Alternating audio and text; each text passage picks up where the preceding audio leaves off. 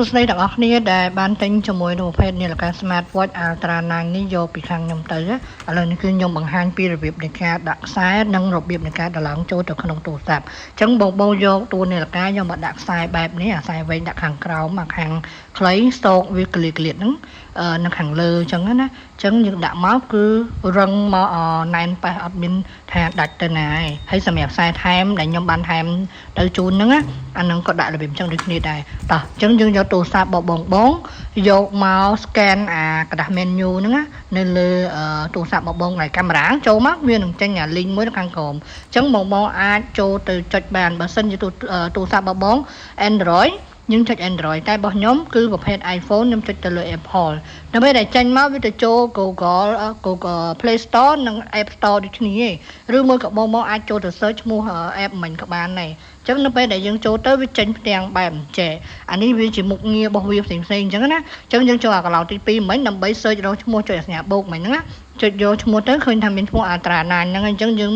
ចុចមកជាប់នេះរបៀបជាប់វាឃើញពេលវា load បែបអញ្ចេះបានថាជាប់ហើយតមកទៀតគឺយើងបង្ហាញពីរបៀបនៃការដាក់តាំងរូបនៅលើនាឡិកាហ្នឹងអញ្ចឹងបងចូលអាកន្លែងដែល deal មិញហ្នឹងមកហើយចុចលើអាសញ្ញា edit ចូល album មកបងជ្រើសរូបថតណាដែលឆ្លាញ់យកមកដាក់វាមកហើយចុច install ចេះ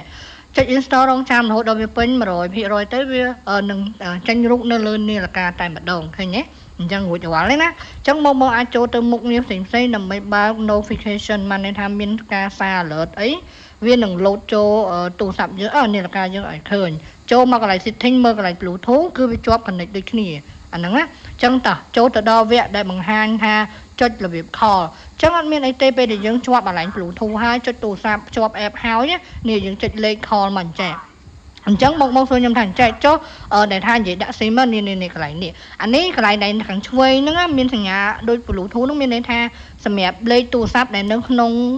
SIM ដែលនៅក្នុងលេខទូរស័ព្ទយើងអញ្ចឹងយើងចុច call អញ្ចឹងណាតែបើបងដាក់ជាមួយនឹងប្រភេទប្រើ SIM យើងចុចខាងស្ដាំដៃវិញនេះរបៀបយើងដាក់ SIM ណាអញ្ចឹងការប្រើប្រាស់វាដូចគ្នាអាចថាមិនរួមប្រើបានពីមុខផងដោយសារនៅក្នុងនេះខ្ញុំអត់មាន SIM ដើម្បី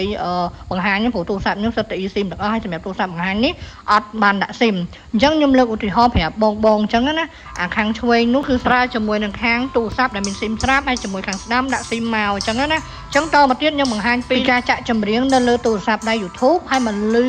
លើ speaker របស់នាឡិកានេះចាំមានការប្របែកបងប្អូនយើងគ្រាន់តែយកទូរស័ព្ទរបស់យើងចូល YouTube ចាក់ចម្រៀងធម្មតាហើយនេះជាការតេស្តរបស់ខ្ញុំផ្ទាល់ឲ្យដឹងថា